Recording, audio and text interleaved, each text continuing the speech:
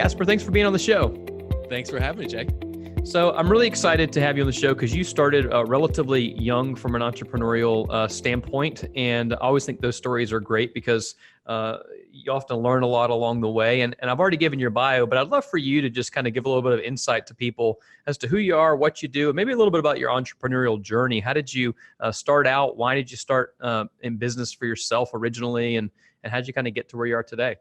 Sure thing. It's an interesting story because I did not see this one coming when I was growing up. Even in college, I studied marketing and finance and ended up as a financial analyst in Boston after college. And I thought that's what I wanted to do. I love the money, Wall Street, and thought I could see myself as someone that's in there on Wall Street at some point, making money and just kind of directing, financial thing. But it wasn't for me. I quickly realized that entry level, if you go in entry level at any financial firm, it's a lot of number crunching. It's not very creative. Yeah. So it was really because of that frustration. Within a year or so, I found myself sort of miserable. And I said, is this what, careers are supposed to be? Is this literally 9 to 5, get up every day is exactly the same routine and kind of finding yourself just, paying checks and collecting bills. So I really got lucky because it was two things that served as a catalyst for me to jump into entrepreneurship. When I went to school, there wasn't even a class or a degree for entrepreneurship. So it was kind of new to me. And it was something that very few people, I think, did then to say, oh, I'm going to start a company at 22. But it was because of the frustration. Number one, I did see that, hey, I'm young. I want to do something that I'm actually happy doing. And number two, it was fortunate. It was an opportunity. Someone had called, an old family friend in medical school at the time, and said, hey, listen, I'm thinking about dropping out of medical school right now to start a company. And it's going to be based in medicine. It's going to present some cool, radical ideas and try and change the healthcare field and really try and help people heal smarter. And I didn't know too much about medicine. My father was a doctor, of course, but I didn't see myself getting into it.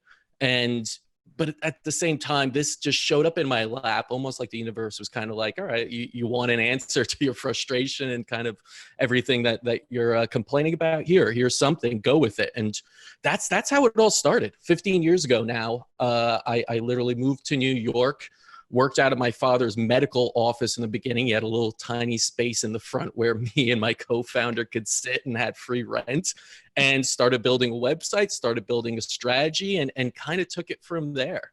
And the last 15 years have been a whirlwind, but an amazing kind of journey.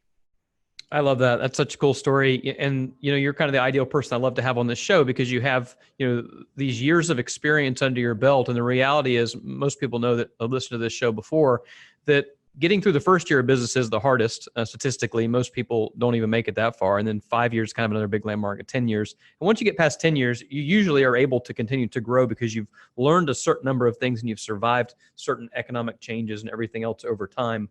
But I think it's really interesting for you. You started out in the financial realm and ended in the health realm, which are, pretty far apart, really. And I'm curious for you, like what that transition was like. Obviously, you went to school for a certain thing. You had education in a certain area. And then you're like, you know what? I'm going to totally change gears here. And what gave you kind of the courage and the, energy to kind of get that done? I think youthful bashfulness and kind of cockiness did it for me. I think at first it was kind of cool for me to say, hey, I'm starting my own company, right? This was early 2000s. People just didn't do that out of college back then. Now it's kind of the hip, cool thing to do. And everyone does want to get rich quick doing it. But back then it was unknown. It was sort of like, how do you even start a company? What is an LLC back then? How do you do these things? And you learn as you go. And fortunately, it was a big transition from number crunching and kind of financial analysis to being creative, to learning about, all the different facets that go into running a company. Setting up an 800 number was kind of a big deal. All these things suddenly became learning objectives. At the same time, you bootstrap a lot. You kind of say, all right, is this what you want to do? I think within the first year, as you start to learn a lot about what you're starting, a lot of things just hit you that it's not that fun all the time. Sure, you have fun with your co-founder and you joke around about stuff and you throw around ideas, but it is that, all right, we got to get a EIN, we got to do all the tax stuff, we probably need a bookkeeper at some point, but who does that now? These things aren't the fun parts of entrepreneurship, yet they're necessary, and you got to go through them. So that first year was really such an educational process, not just on everything that goes into a company, not just that you might have a great idea, but so what? There's so much more to it, but also who you are. You start to see all these different things in front of you, and you got to start to figure out what is it that you're good at? What is it that you're not good at? How are you going to delegate? How are you going to survive even with such little? I don't think we paid each other, for the first year or two, really. We didn't even have a revenue stream in the first year. So I was sleeping on my parents' couch at the time. And that was a big, jump from a financial analyst having a comfortable living in my own apartment in Boston to sleeping on your parents' couch on the Upper East Side of New York City. But I really at least got to learn so much about myself. And I realized I wasn't a numbers person. I wasn't as analytical, I guess, as I thought. And I was truly creative. I love the idea. And I think entrepreneurship is the kind of art of creation. Whatever your business is, it's an art form. And so when you get out of the analytical, just number, crunching and sort of this is your everyday, and you go into entrepreneurship or you start your own business, it opens up so many things for you, and you learn so much about yourself, and you kind of, can tap into what you're really good at and what you're passionate about, and also what your purpose is. I didn't know starting the company what it was going to become, and even if I was passionate about it. It kind of ran in my family. Medicine was always there. I knew a lot about it just living in a medical family where my father was a doctor, my mother was a psychologist. I used to go to medical conventions when I was young with them, but I never imagined I'd be doing that. And from that first year on, the passion kind of just kicked in more and more. And then the purpose and then the mission came along. It kind of clarified itself as we worked through it. And so it really became like, the path was set before me. I just had to walk it. So in many ways, I was very fortunate that way. Yeah. I mean, it's really interesting, the things that you talk about there, especially just all the overwhelming pieces of running a business that people might not think about until they actually get started. And there might be some people listening going, oh my gosh, I never really thought about that. It's kind of exhausting. I was just thinking about starting my own business so I could have a little bit more freedom and maybe make some more money. And I think what happens a lot of times is people start a business and they realize they wanted to have more freedom and more money, and they have less, at least initially. And like you said, you go from, being a graduate of, Boston University, and you got your own apartment, and you're living pretty well. And then all of a sudden you're sleeping on your parents' couch, and it's like, hold on, what just happened? But that's the, one, you're fortunate to have a parents' couch to sleep on. That's what I always say. Yeah. I'm fortunate. There was definitely times where I was sleeping on my mom's couch and running my business literally out of her garage. And I think what happens is people look at, stories like you now where you're 15 years in and you go, oh, well, it's easy for him to say because he's successful and he's this and he's that. And you're like, yeah, but you didn't see the whole build up to this story of where I got here. And there's a lot of that like trudging through of figuring it out. That's hard. Yeah, I mean, running a company is kind of like social media. People nitpick and see the best of it. Right. You get the accolades when you're on vacation, everything. They don't see when things suck, and that's most of the day. Otherwise, you'd be posting pictures on social media every single second of the day. But usually it's like one or two of the best shots of the last month. That's right. And the rest of the time is kind of grueling. There's a lot of work to be done. There's a lot of unsexy things that have to happen in the background. And people don't see that.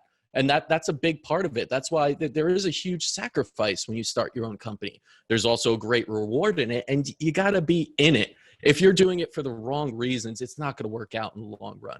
If you're doing it for money, if you're doing it for fame, if you're doing it other than trying to help other people and really connecting with your core purpose and passion, then it usually is, or you could probably make it last, but you probably won't be happy doing it. Yeah. Because it really does demand a lot of your time, a lot of sacrifice, a lot, I wasn't going out as much during the time. A lot of my friends were, partying in their 20s and everything.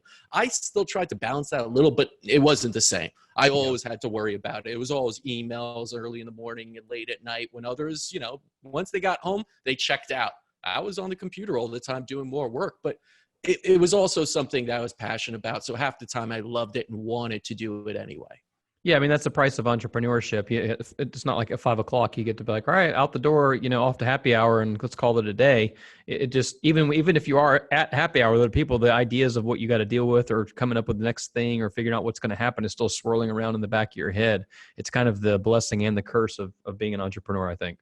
Absolutely. I mean, it's like a 24/7 thing. And of course you have to check out, and of course you have to balance things, and you have to worry about your health and not stress about it, but it's always on. It's always this sort of thing. And I get inspiration from everywhere I go.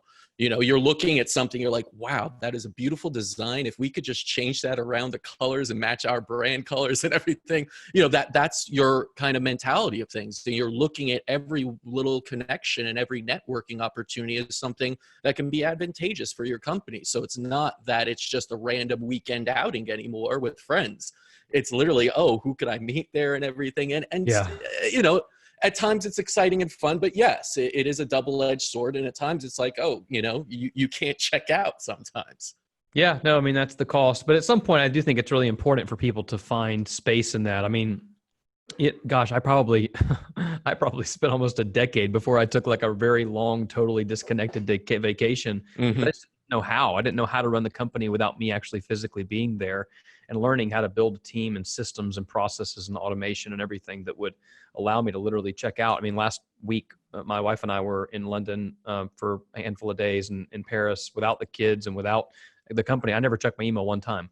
And I couldn't have done that years ago. It requires work over time to kind of ask that question. What do I need to do to replace myself here? Where are the pieces that I can, fill in so that when I'm not there, the thing still keeps running? And I think that's the difference too between people owning a job and owning a business. I think a lot of people think they own a business, but they really just own a job. And those are different things too. Yeah, no, those are very different things. And I completely agree that it's very hard for a business owner to step away. It is sort of a baby in many ways. And a lot of times I know most business owners and entrepreneurs are a little bit of the perfectionist type and want things done because it is a representation of you. Yeah. It kind of is your character. It's your home. It's what kind of represents you. So, and you put so much time and effort. So to step away from it and kind of give up the reins a little bit is really tough. Yeah, I completely understand that. Even if you do have the right people in automation, everything, it's also almost like a automated process and you to check it every day, to look at the numbers, to see what's going on and everything.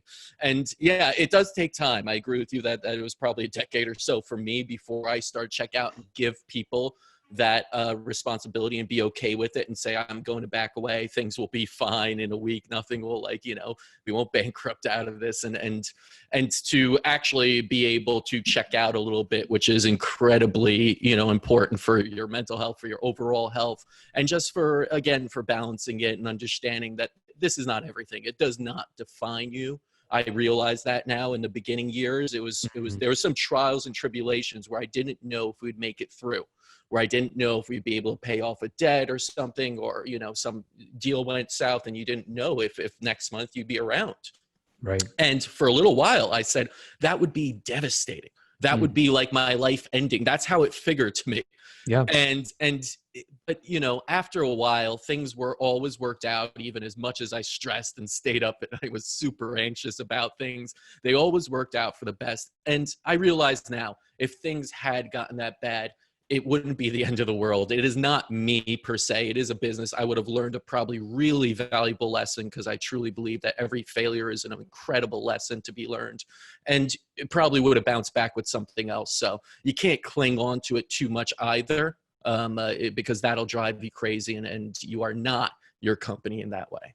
Yeah, I think learning through failure like that is really huge too, having the opportunity to do that. I always say as a leader, one of my responsibilities is actually to give my team the freedom to fail, just not fail catastrophically.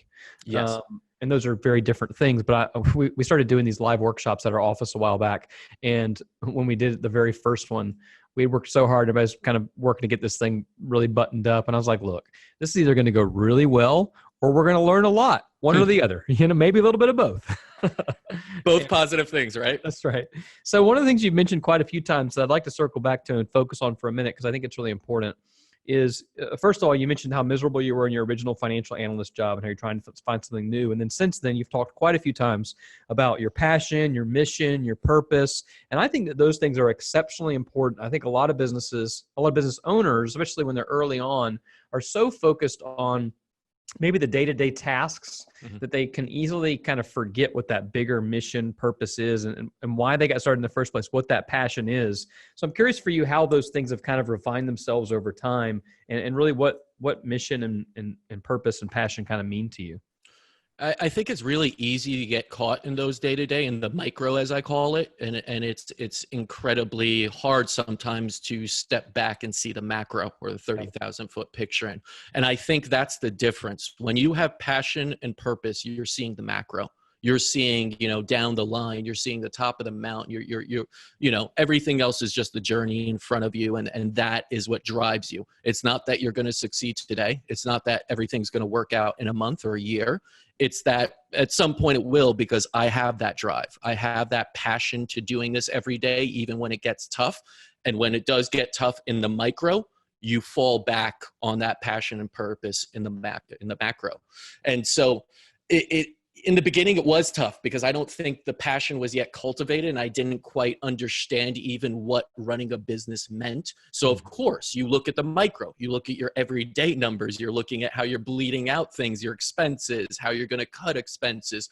You're looking at every little deal you could do, every little copyright thing that you're going to put up, whether that'll make you money or not. And it does get tiring fast being in that micro every day. So, it is this ability to take a step back and define, what is this company? What are we trying to do? I don't think a company's main mission, as much as I learned this, is to, make shareholders wealthy and make yourself wealthy. I think that that's not what any mission should be in a company. Of course, that comes from something, a cause and effect, and making money is sort of the effect when you have a mission and a vision for it. And when you have that, and you can look beyond things like making money in the micros and actually give yourself this really purposeful idea of why you're doing something, it becomes much easier to go through those micros, to go through all those hard times, to really push yourself to your limits and know that there's a reason for this. And it's not just everyday kind of stresses and making a little bit of money here and there. And in all honesty, the outcome doesn't matter as much when you have that passion and purpose. You're doing what you're feeling you're supposed to be doing, and you're enjoying it in some ways too. You know that you're taking small steps to something that is much bigger than you. And when you could do that, I think that's when, all these problems, all these kind of, challenges that come before you, they do turn into learning lessons. They do turn into, because you could step back and say, well, what is this? So we lost one deal today. Yes, it looks bad today or even this month, but we got to keep our eye on the ball, and the ball is this mission. It's much bigger than that. It's bigger than any one single day of catastrophic sort of sales and expenses gone awry and things gone wrong and your best employee left. And I still remember that when we were young, and I had a VP I had hired and worked with him for a few years and really saw him as the number 2 of this company, was going to take over some of my responsibilities. And one day he just came in, he said, I'm leaving. I'm starting my own thing. And I was devastated. I was like, just close the door. I need to be alone. And it turned out that I was so stuck in him leaving that I didn't see, again, the bigger picture of everything. I took a step back and said, this allows me to bring someone else in possibly that could be better. We don't know that yet. And it turned out it did do that. And I had to take that big step, but it was really about that passion and purpose that allowed that to happen, and going into the macro and stepping out of the micro. Yeah, I think it's so easy to get caught in those moments and just feel like it's the end of the world because of whatever. And, one thing I really love about your kind of story is this idea that just because you're in a job or doing a thing that you don't like originally when you were a financial analyst, like we spend so much time working, like as people, the vast majority of our living, breathing lives, we spend working on something, whether we're getting paid for it or not. And I just think there's too much, life's too short. There's not enough time to spend it on things that you absolutely hate. Now, that doesn't mean there's going to be some days, like you said, there's some hard days, even when you're doing things that you love, that you are passionate about. There's a lot of days that you're like, man, I kind of hate this. but you realize that on the whole, like when you look at it on the context of the whole, like you said, when you kind of back up and look at it on a macro level, where are we here? Am I really satisfied with what I'm doing? And if not, man, we live in a place where we have the opportunity to go change that. And it might not happen overnight, but that's kind of the encouragement I want people to hear that are listening to this is, it's taken 15 years for you to get to where you are today. And it's taken me, I've been in business now for 20 years. I mean, I started this when I was 17 years old. And the idea that it's just going to happen overnight is probably not true. But, 10 years from now, if you haven't made a change today, it's not going to be different than it is today. You're just going to keep doing the same thing over and over like a, hamster on a wheel.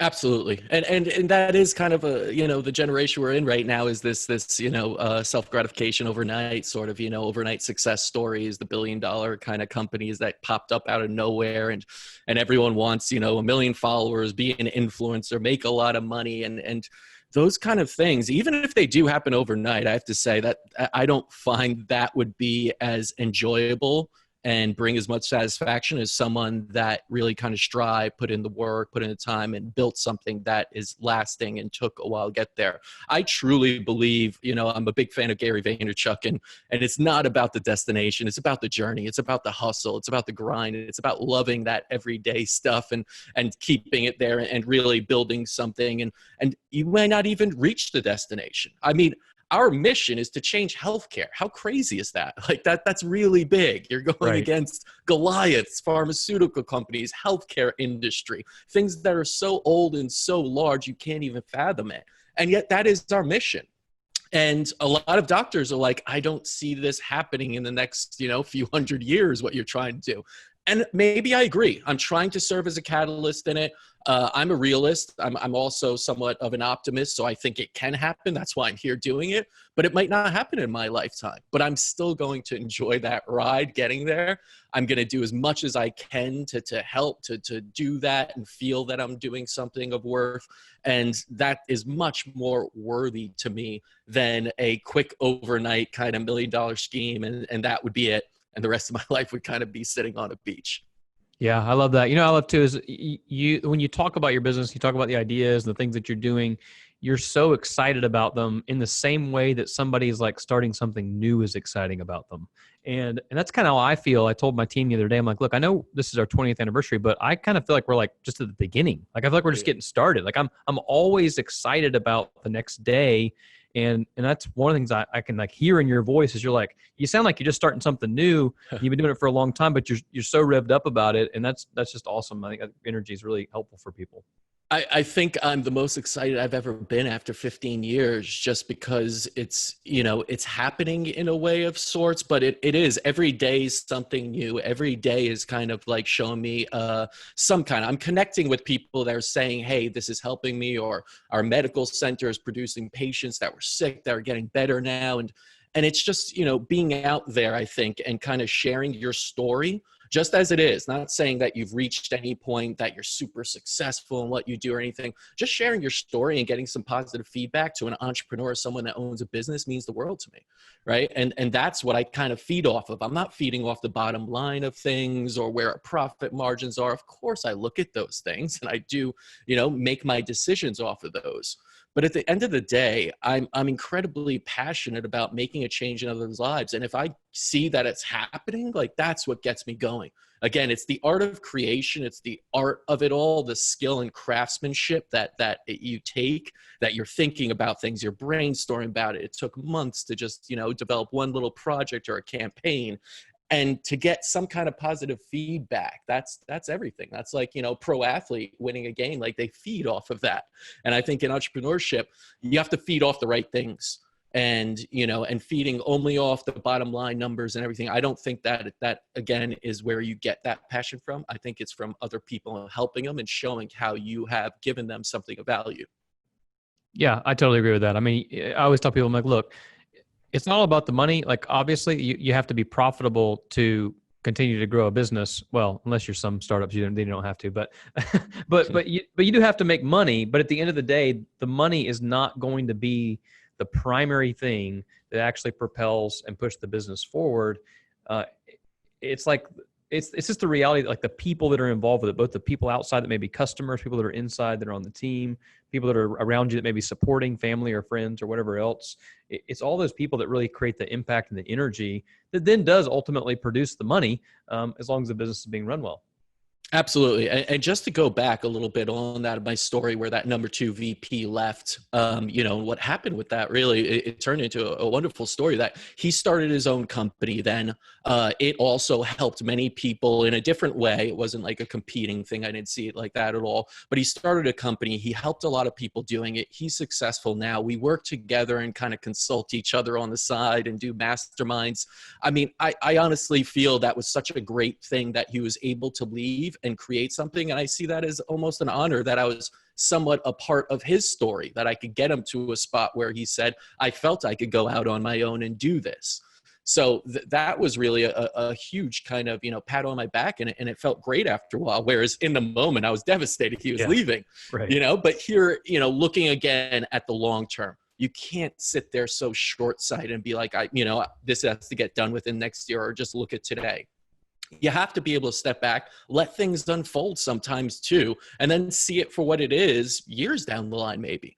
And that's when you get a really good perspective of, oh, that was actually a great thing that he left. He's doing wonderful now. He has a family. He's doing, doing amazing things out there with his company. We're still kind of collaborating and sharing a lot, and he's still a part of the company in many ways. And now I can look back on this in a total different light. And that's really important, I think, too, in business. Sometimes you see things as losses when they really are wins. You just didn't allow the time for it to become a win. Yeah, absolutely. I mean, time is the greatest giver of perspective. So it's one of those things, if you just give it enough time, you usually can look back on it and see it a different way. I mean, I always think if I have a team member that either leaves on their own accord or I chose for them to leave and they're able to start something else on their own that maybe they weren't previously, that's a win for me, because I'm like, man, now they're generating and doing and growing and creating in ways that they weren't before they were here. And I remember reading a story, I can't remember the name of the book, but it was the guy that started Zappos. And he talks about, like, in his early interviews, he would always tell people that he wanted them to visualize their last day at the company. It's like a weird thing to talk about in a first interview or a first day on the job. And he basically said, I know at some point you're going to leave here. Either because we choose for you to leave here or you choose for you to leave here. You're probably not going to work here forever. It's unlikely that will, maybe that'll happen, but it's unlikely. And he's like, and I want that day when you leave here to be the best possible opportunity for you moving forward. And you go, hey, this was a valuable time while I was here. And I always think that story is like such a cool example of leadership. And that company's, done really well as a result of great customer service. Yeah, you got to be about the people that help you achieve your goals, can share in your vision, can share in your passion. You got to put them first in some ways. Of course, the customer is, always right and always first and all this and that. But really, it's the people that are kind of seeing through your vision. That means everything. Without them, you wouldn't have it. All this self-made stuff and everything, that's total BS. You need to have people around. You are not creating anything. Even if you were sitting there alone, you're working on a computer that hundreds of people help to make, right? That's right. We're talking over microphone, everything. That's so many people. And a delivery man had to get it to you. And the box company had to make a box, all of that. So, you got to be really, really grateful and feel blessed to have people that can help you get there. Of course, there's exchange of energy. You're giving them money to do that, but it goes beyond that. I think when you talk about most companies that are purpose driven, and it is something that I agree with Tony Sai, the Zappos founder, that I love that idea of helping someone to achieve something, stepping away from a company and doing something great themselves. I think that's what we hope for every one of our customers too that gets involved with us, every one of our patients that gets involved with the medical side. We want them to leave and start their journey when they leave us. And that's the beginning of something beautiful for themselves, because that's their own journey and their own kind of story to tell. Yeah, I love it. You've talked a lot about the idea of kind of being able to back up and see the macro a little bit. And I think a lot of times business owners need to create space in their own lives to do that. I always say the reason that a lot of times the best ideas come when you're, driving in the car or in the shower or in some isolated place where you can't do a whole lot of other things. It's because your brain has that like freedom to kind of bounce around and explore a little bit. And all of a sudden you're coming up with things you didn't before. I noticed in your bio, it says you've climbed 3 of the 7 summits You're involved with tennis, meditation, exotic foods. I thought this was crazy. You've eaten giraffe, zebra, tarantula, and all kind of other stuff. So talk about the mountain climbing specifically. Like, is that kind of like one of those zones for you that is kind of that, hey, I'm going to get away for a little bit, get some fresh air and free my mind up. Is that kind of where that comes from for you? Absolutely. I mean, I remember I climbed Mount Kilimanjaro when I was young. My parents were mountain hikers, and I was 15 at the time. And I still remember it clearly, that last portion. I had altitude sickness. You're at 17,000 feet, making summit first thing in the morning. Every other step, you're just vomiting. You feel like like mountains. When you get altitude sickness, it feels like you're dying because your brain is literally starting to swell, and you are in some senses sort of dying. So you feel terrible. I know, right? That's why I do it. But I still remember that one part, when people say, and I meditate and do all these things, and they're like, go to your happy place, right? There's a period there when I was on Mount Kilimanjaro. It was just about sunrise, and I was feeling just terrible walking up. I didn't know if I could do it anymore. And I sat down, and people went ahead, and I started to watch this sunrise over this African plain on this mountain, and everything just stopped. It just looked so beautiful. I had no headache, no nothing. It was like time stood still almost, like just the breeze came and you're on this mountain. And I just felt so at peace and so just there in the zone, connected, whatever you want to call it. That's the place I need to tap into almost every single day for me to be a good leader and do better for my company, for myself, to be more productive. All of those things you mentioned, whether it's mountain climbing in nature for me, whether it is playing tennis, I love that. That just gets my mind in the zone. I just have to run after a ball, hit it, and it's not about but once I get done with that, I'm just in a better space to be a better leader for a company, a better businessman, entrepreneur, all of that. I just feel lighter almost. So I always say, work hard, of course. There's that, there's going to be a sacrifice to it, but also know how to balance that. Do not wear that badge of honor of working 16 hours and only sleeping a few, because you're going to burn yourself out and you're going to be less productive and your work's going to start to suck and you're going to lose passion. You're going to lose health. You're going to lose vitality. And then what do you have, right? You can't even run a company then. So always find that way to balance and make it a priority. I know so easily for the first 10 years, like you mentioned, it's just like my to-do list is too long. There isn't 24 hours isn't enough. That's right. Right. And that's how you think a lot as an entrepreneur. And then as soon as you start going through, the list just gets longer. You get responses from people that you have to get back to. You have this to worry about. Your accountant says something's off and you got to do that. I get it. But if you don't prioritize some sort of balance, again, you will burn out and your to-do list will mean nothing at that point. What I found is by stepping away and doing things I love or keep me at peace allows me to not worry so much about the to-do list and rip through it when I get back. I mean, last year or 2 years ago now, it was the first time I left my company for almost a month. I went on a trek in Africa, basically camping out in Southern Africa, Namibia, Botswana. And, at first I was so worried. Leading into it, I was like, I shouldn't go on this trip. This is crazy. A month away without contact, really. You don't have cell phone service in the middle of a Namibian desert. And what if something goes wrong? What if there's so much that can happen in a month, right? But I'll be honest, it was so liberating and freeing. When I got back, I was such a better leader. I was just keyed in and things didn't go that bad. I'd set it up right so that it wouldn't, nothing really went wrong. And there were the right people to answer the right questions and keep everything afloat. And you got to give credit to the people you put around you. If you embody, what you want in them, they'll see that and they'll mimic it in a way. Well, so they were able to do that. Yeah, absolutely. I think one of the things that's big there too is, I was just gone, like I said, for just a week. But a week still feels like a long time when you're totally disconnected. And I was in places where I could have checked cell phone, but I intentionally chose not to. But I told my team when I was gone, I said, look, while I'm gone, I want you to make a list of anything that comes up that you go, I can't move forward with this without Jay. Like if there's anything that I have to then look at or approve or fix that they can't, like I need to know where all those roadblocks are, because I want to find those roadblocks and break them down if I can. Because I've not been to that point yet where I've made it a whole month, but that is a big goal for me actually, is to take an entire month sabbatical. Probably next year is kind of what my goal is. So I need to make sure now I can take a week, figure that out, take 2 weeks, figure that out. And you just take one step at a time. I think some business owners out there may be thinking, gosh, I've never taken more than a day being totally disconnected. But that's where you start. Take a day, take 2 days, take 3 days, and find out where the things start to break down at, and then fix them before they become catastrophic, and then go from there. And then talking about one of the other things you were talking about was like making priorities. Gosh, I can't count the number of times back in the day I would think to myself, well, once I just get through this project, then I'll go do that thing. And you get through that project, it turns out another project pops up that also is an important priority, and then another one, and then another one, and then another one, and then you never get anything done that you actually say you want to get done. And somebody told me a while back, which I thought was really wise. They said, instead of saying, I don't have time for that, say, that is not a priority for me. Mm-hmm. And so when somebody says, hey, I just haven't had time to make a date with my wife. Okay, well, change the wording on that and say, making a date with my wife is not a priority for me, instead of making it, I don't have time for that. I mean, that's a whole different story. Or I don't have time to take care of my health. Okay. Or say, taking care of my health is not a priority for me. That's a whole different statement, but it's really saying the same thing, because we've all got 24 hours in the day. Like, we've all got different amounts of money, but we've all got the same amount of time, and we got to decide how we're going to use that time. Exactly. I mean, you said it, you hit it on the spot there, basically, because that's what we tell patients. What is your priority?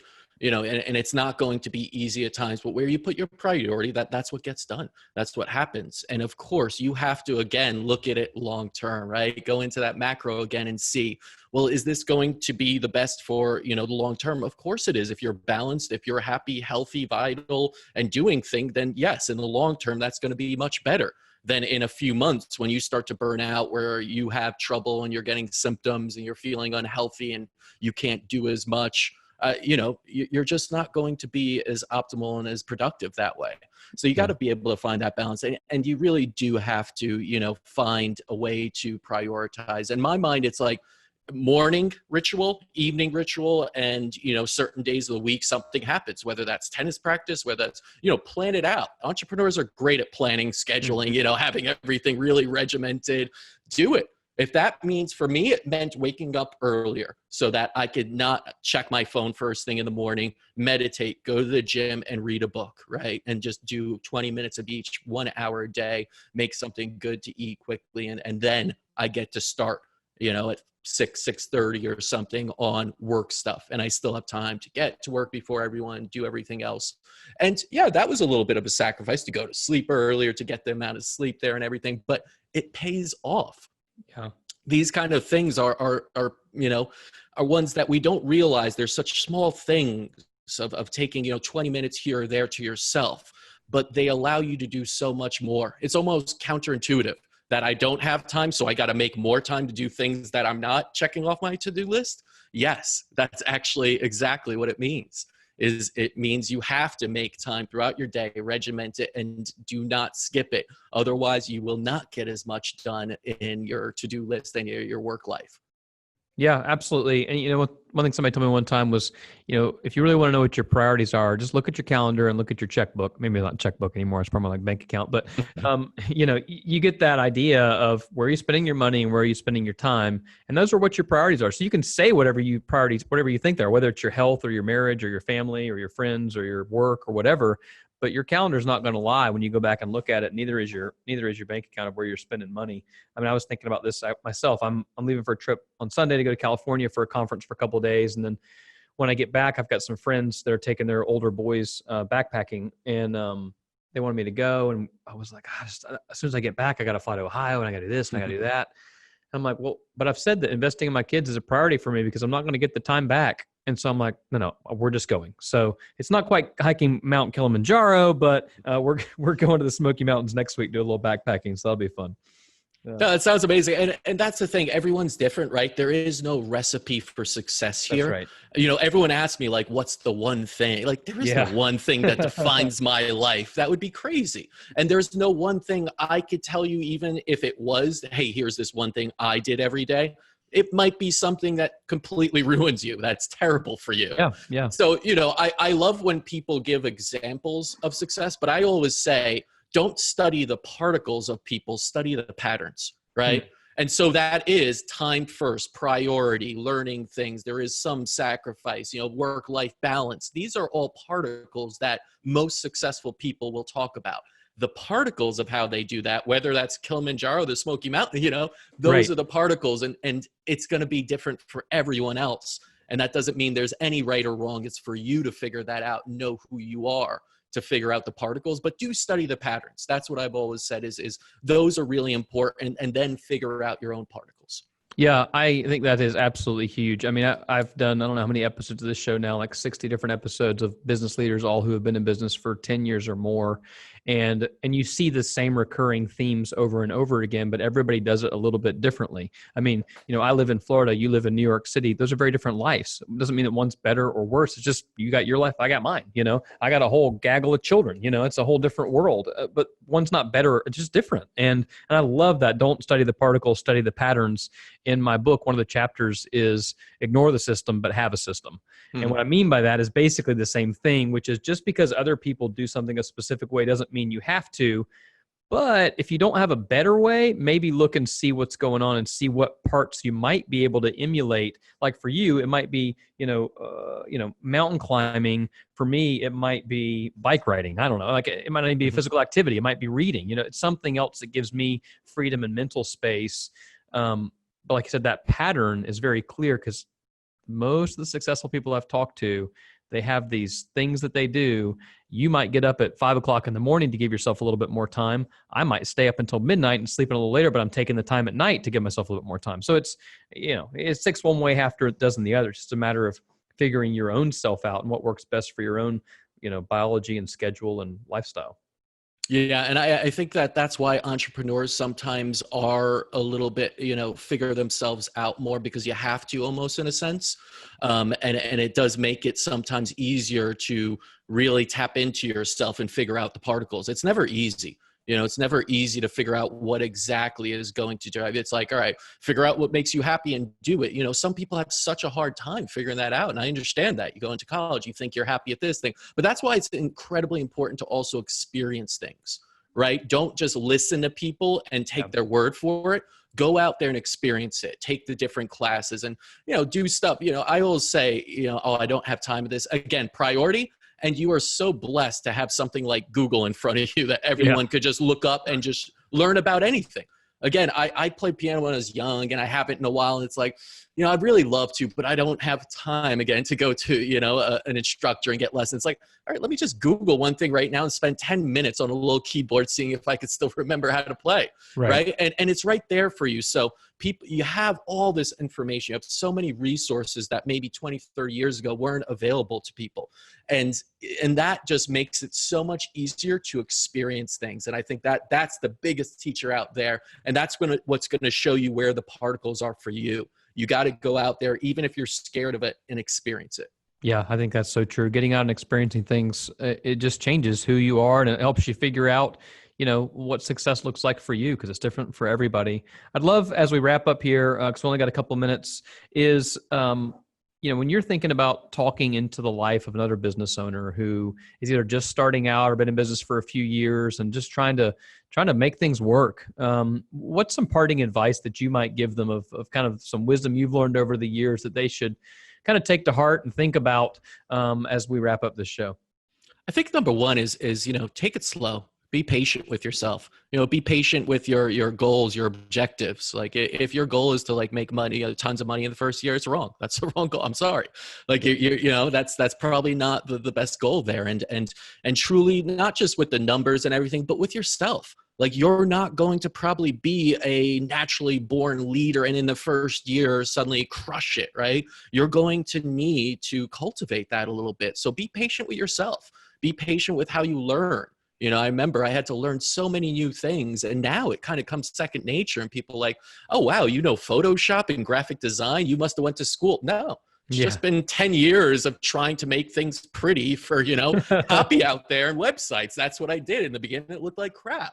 And I didn't even know how to use it. But over time, I learned and I was patient. And now I'm good, but it's been 10 years, So that would be number one, is patience. The other two P's that are really important, of course, passion and purpose. I've said it before and I'll say it again. That's what drives me. That's what gets me up in the morning. There are days that are going to suck, I know. And that is the difference of it. That's what's going to keep me going, is knowing that I do have a passion for this. I do want to help as many people as possible. I do truly believe in what we're doing. It's not just a revenue source. It's not just a business. To me, this is a calling. This is something that I found kind of a purpose in. And even if it doesn't succeed, that wouldn't matter to me, because I would keep doing it. I'd keep pushing it. I'd keep talking about it. Even if I were homeless or something, I'd still be spewing this out like this. So when you have that kind of approach, it does make things much better. And finally, just enjoy the ride. I remember being so stressed, you know, when I was younger, and just like, oh, it's not going to work out. And this didn't happen. And every little thing was like the end of the world.